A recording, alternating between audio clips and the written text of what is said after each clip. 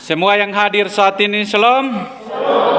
Bapak, Mama, saudara-saudari, tentu semua kita yang hadir saat ini pernah dan sementara menghadapi badai dalam kehidupan kita. Kita omong soal badai ini, berarti ini kita omong soal krisis. Kita omong soal krisis berarti ini kita omong tentang masalah. Kalau kita omong soal masalah berarti ini kita omong soal tentang tantangan dalam kehidupan kita. Ada yang namanya krisis ekonomi. Krisis ekonomi ini Bapak Mama, terkadang ini juga membuat atau menjadi pemicu utama persoalan dalam rumah tangga. Itu krisis ekonomi. Bisa-bisa suami istri saling mempersalahkan satu dengan yang lain. Kenapa suami hanya tidur saja? Kenapa istri hanya main HP saja? Kenapa tidak bekerja? Jadi ini krisis ekonomi ini bisa menjadi pemicu badai di dalam rumah tangga. Tetapi juga ada krisis iman. Krisis iman ini membuat orang menjauh dari Tuhan. Kenapa kita harus beribadah kepada Tuhan? Kenapa kita harus melayani Tuhan? Kenapa kita harus berdoa kepada Tuhan? Jadi orang yang mengalami krisis iman, Bapak Mama, dia tidak akan mengandalkan Tuhan di dalam hidupnya.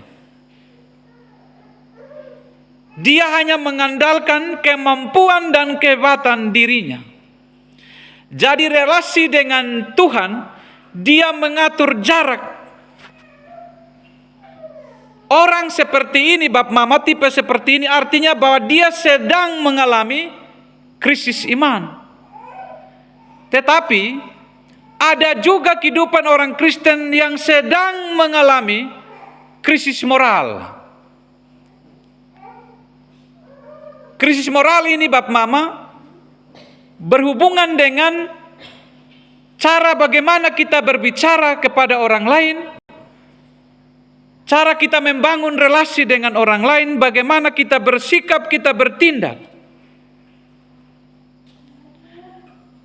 Orang yang mengalami krisis moral ini Bapak Mama, ketika kita melihat di media, banyak menggunakan Facebook atau media untuk mencaci maki.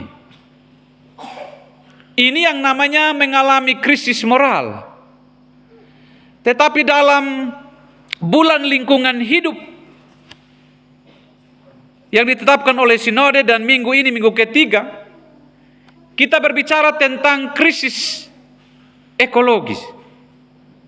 Nah, omong soal krisis ekologi ini berbicara tentang alam. Bapak Mama, waktu gempa bumi, Bapak Mama sadar kok atau tidur sono? Bapak Mama pasti sadar. Saya pas sadar waktu gempa. Mau lari kok atau mau tetap di dalam kamar?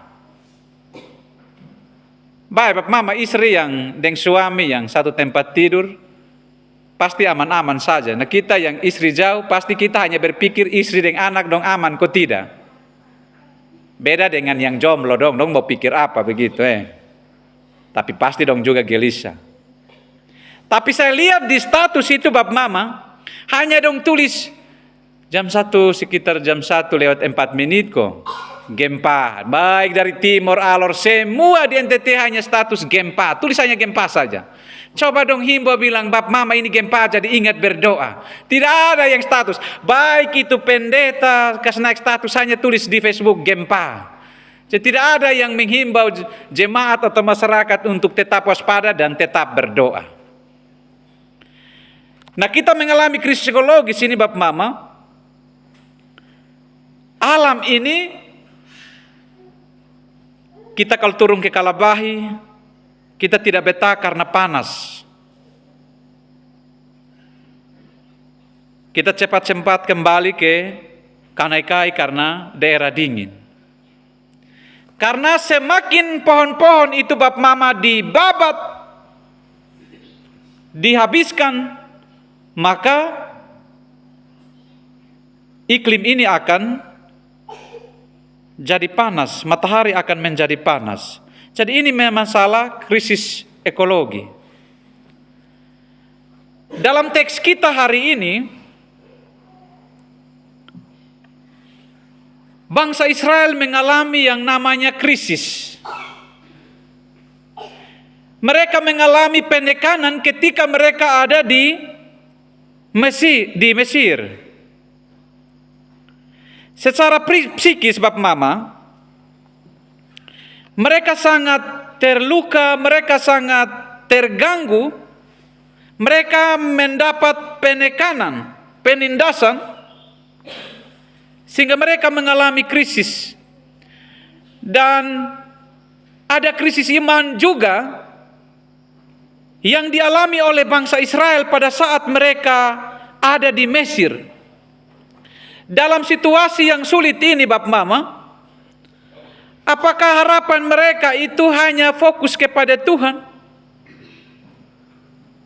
Tetapi sungguh ternyata bahwa bangsa Israel juga, mereka juga tidak bertahan dalam krisis itu.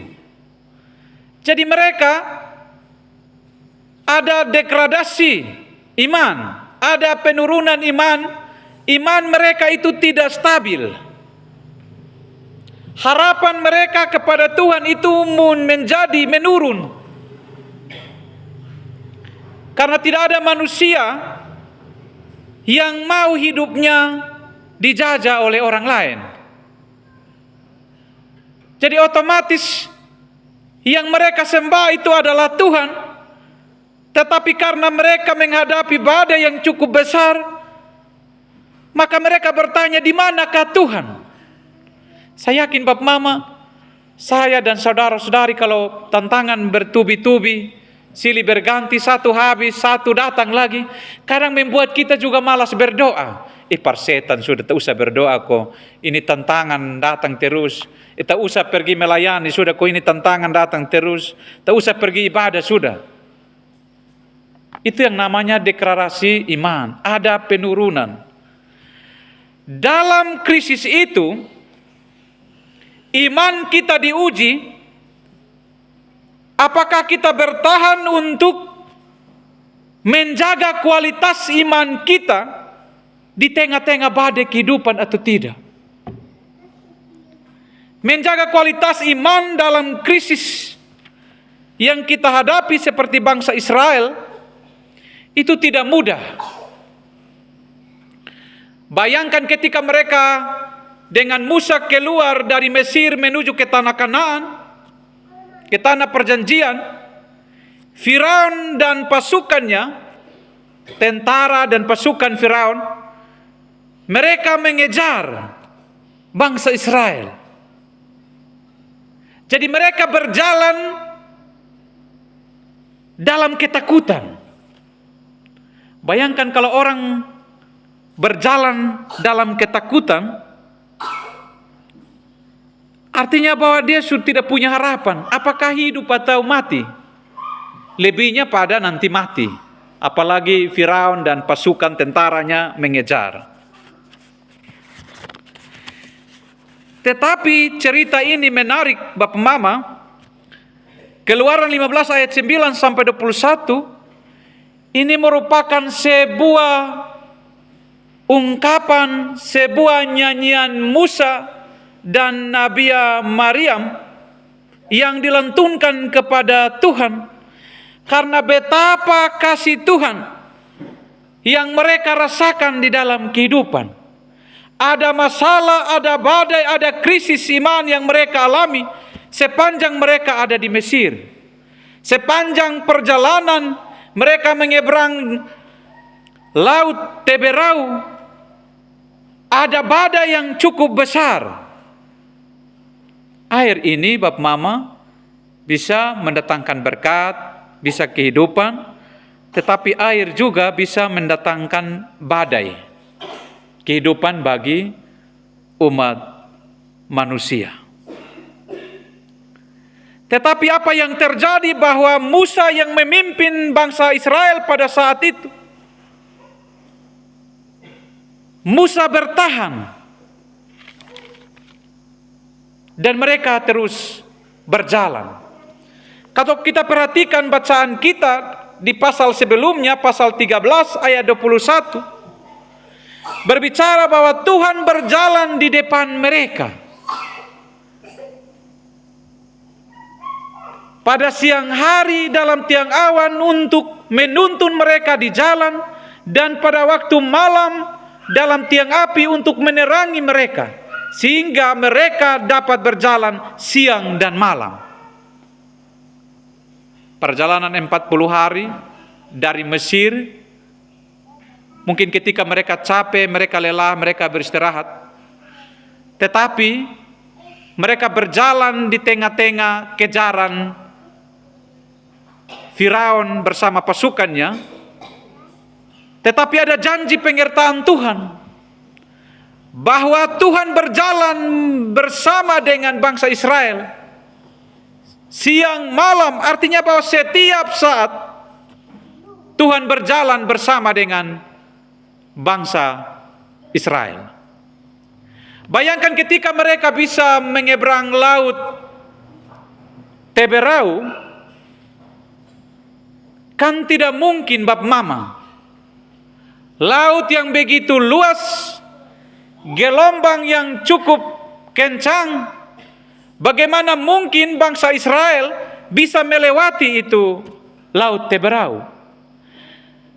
Tetapi ada sebuah mujizat, sebuah anugerah yang Tuhan nyatakan kepada bangsa Israel.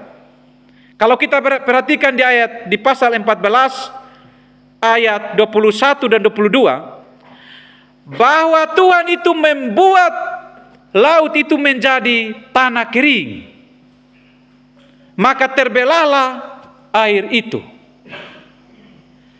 Jadi bangsa Israel berjalan dari tengah-tengah laut di tempat kering.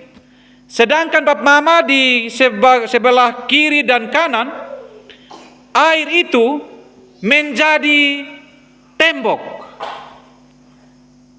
Bayangkan, yang bermula air itu menjadi badai, tetapi kemudian Allah membuat mujizat yang cukup besar. Air laut itu Tuhan mengubah dia menjadi tanah yang kering, lalu kemudian bangsa Israel bisa berjalan di samping kiri kanan, air itu menjadi tembok penyelamat bagi bangsa Israel. Karena ini sebuah mujizat, sebuah anugerah yang besar yang Tuhan nyatakan kepada bangsa Israel. Tetapi kemudian kita perhatikan bacaan kita di ayat 19 sampai 21, bahwa janji penyertaan Tuhan ini hanya dikhususkan kepada bangsa Israel. Yang selamat itu bangsa Israel. Tetapi pasukan Firaun, bab mama, mereka binasa. Ketika bangsa Israel sudah melewati laut Teberau, ketika pasukan Firaun datang untuk menyeberang, mereka dicungkir balikan oleh air laut. Jadi mereka binasa, mereka tidak selamat seperti apa yang dialami oleh bangsa Israel. Jadi ini adalah sebuah penyertaan Tuhan, mujizat dan anugerah yang sangat luar biasa yang Tuhan nyatakan kepada bangsa Israel. Jadi Bapak Mama, saudara-saudari yang terkasih, ketika kita melihat kisah perjalanan bangsa Israel melewati laut Teberau, ada anugerah terindah yang Tuhan kasih. Begitu pula dengan kehidupan kita sebagai manusia. Badai hidup Bapak Mama saudara-saudari akan mengalami dengan hal yang berbeda. Tetapi ketika ada badai, ketika ada masalah, ada tantangan dalam hidup, Tuhan akan nyatakan janji penyertaannya kepada kita. Tetapi seperti pemazmur tadi, Mazmur 126 ayat 1 sampai dengan 6, kita harus terus berharap hanya kepada Tuhan. Terus berharap hanya kepada Tuhan. Jadi jangan sampai harapan kita kita mulai meragukan Tuhan dan kita tidak berharap kepada Tuhan. Dan di ayat 21 ini menggambarkan bahwa ada sebuah nyanyian. Kalau ayat 20 sampai dengan 21 yang dilantunkan oleh Miriam yang tampil sebagai pemimpin, yang sebagai nabiya pada saat itu. Jadi Bapak Mama, untuk pemimpin ini tidak selamanya laki-laki yang harus pimpin.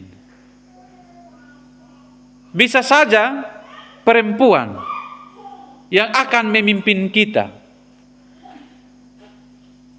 Alat musik yang mereka gunakan adalah rebana.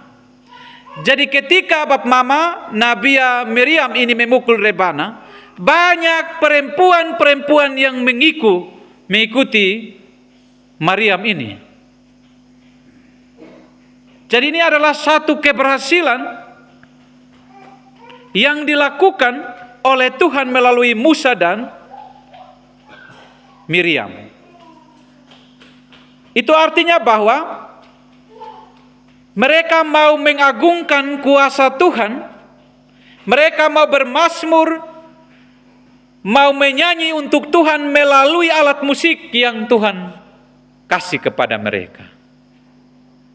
Jadi Bapak Mama, semangat untuk bernyanyi, semangat untuk memuliakan Tuhan di tengah krisis, di tengah badai, itu memang tidak gampang.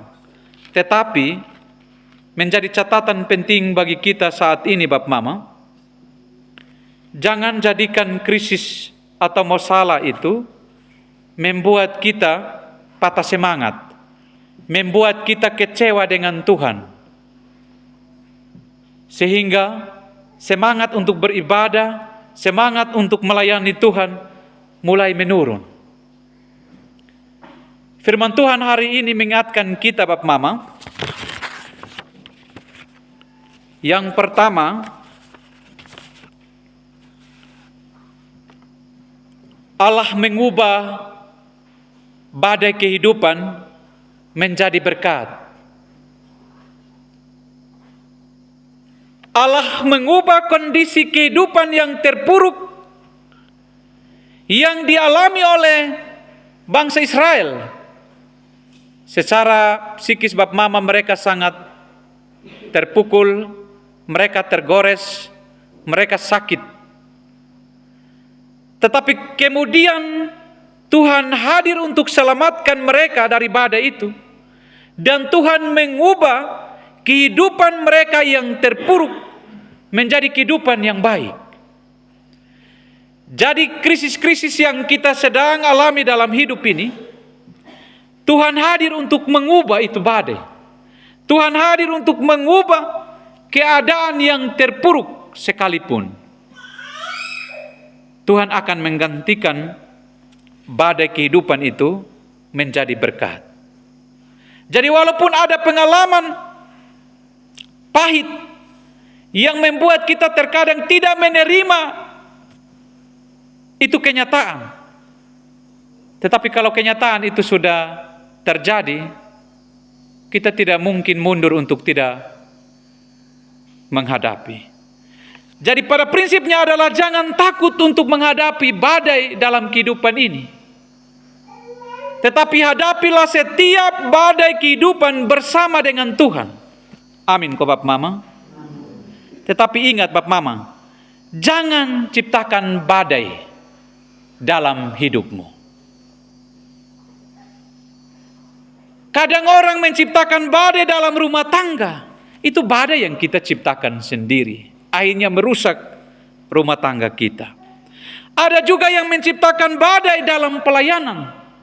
Merusak persekutuan. Bapak Mama, kalau badai yang kita ciptakan, sulit untuk kita merubah. Jadi kalau tidak bisa buat perubahan, jangan sekali-kali berani untuk menciptakan badai. Kalau tidak mampu merubah itu badai menjadi berkat.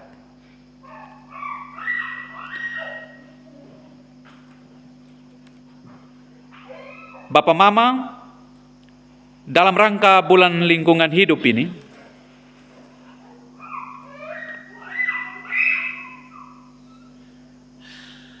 biasanya kita diingatkan untuk bersahabat dengan alam ini. Ada satu tulisan yang menarik yang saya baca, Bapak Mama. Tulisannya begini: tidak ada uang di bank, tapi uang ada di hutan, uang ada di tanah, uang ada di kali, uang ada di air. Itu menjadi aset yang sangat berharga. Saya yakin Bapak Mama, kita di KNK ini tidak semua orang punya uang di bank. Iya toh? Kita punya uang itu Bapak Mama, aset yang berharga, yang mahal, itu ada di hutan, ada di tanah, ada di air, ada di kali. Di kali Bapak Mama kita bisa kumpul pasir, kumpul batu, kita bisa jual. Uang ada di sana Bapak Mama. Uang ada di aset kita, ada di tanah. Kita kelola tanah Bapak Mama, kita bisa makan minum, kita bisa berhasil Bapak Mama. Itu aset yang berharga. Bapak Mama jangan terlalu ragu dengan uang juga, ya. Orang kadang malas tapi ragu dengan uang, ragu dengan makan minum. Aset kita ini Tuhan kasih lewat tanah yang Tuhan titipkan, itu aset yang berharga. Ketika kita kelola dengan baik, itu menjadi berkat bagi kita. Hutan Bapak Mama, itu juga menjadi aset bagi kita. Semua alam ini menjadi aset yang sangat berharga bagi kita. Maka rawatlah aset yang berharga yang saat ini Tuhan kasih. Bapak Mama jangan bakar hutan sembarang-sembarang. Kita ini cenderung merusak alam ini. Padahal sadar tidak sadar kita sedang merusak aset kita. Masa depan, bukan hanya masa sekarang saja, tapi masa depan kita sedang merusak aset kita. Maka jagalah aset yang Tuhan kasih kepada kita. Yang kedua Bapak Mama, melewati badai bersama dengan Tuhan. Kalau kita melewati badai bersama dengan Tuhan, bersama dengan Yesus Bapak Mama, bukan dalam arti bahwa kita duduk pasif, lalu kita bisa menghadapi itu krisis. Bapak Mama pasti ingat tentang cerita tentang Lukas 8 ayat 22 sampai 25 tentang angin ribut diredakan oleh Yesus. Pada saat angin ribut Bapak Mama, di perahu itu Yesus sedang tertidur dalam badai. Ketika badai itu mengamuk, Yesus tertidur. Kenapa Yesus tertidur pada saat ada badai? Dalam konteks itu Bapak Mama, Yesus tahu tentang murid-murid. Murid-murid itu tidak mengenal sungguh-sungguh siapa itu Yesus. Yesus mau supaya murid-murid kenal betul Yesus itu. Dan ketika ada badai, makanya itu ujian iman, murid-murid harus datang kepada Yesus. Murid-murid harus datang membangunkan Yesus. Tetapi toh Bapak Mama, murid-murid juga masih meragukan Yesus. Apakah dia ini adalah anak Allah yang bisa meredahkan angin ribut? Jadi ketika ada masalah dan ada badai dalam kehidupan kita seperti yang dialami oleh murid-murid dan bangsa Israel dalam teks kita Keluaran, datang dan bangunkan Yesus. Artinya bahwa kita tidak diam, tetapi kita harus aktif datang berjumpa dengan Tuhan. Kita berdoa kepada Tuhan supaya Tuhan yang menyelesaikan setiap persoalan krisis yang kita alami. Ternyata Bapak Mama murid-murid bersama dengan Yesus, tetapi ketika ada badai mereka meragukan kuasa Yesus. Sama dengan kita juga Bapak Mama. Tidak semua orang yang rajin beribadah kepada Tuhan 100% percaya penuh kepada kuasa Tuhan. Ada juga yang masih meragukan penyertaan Tuhan. Untuk itu Bapak Mama, jika ada badai, berjalanlah melewati badai itu bersama dengan Yesus. Pasti kita tidak akan binasa. Tetapi intinya adalah bertahan. Jangan cengeng Bapak Mama. Harus tahan banting menghadapi setiap badai kehidupan. Untuk itu, jangan takut hadapi badai yang kita sedang alami.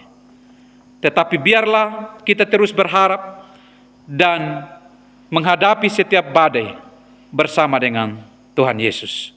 Tuhan menolong firman-Nya. Amin.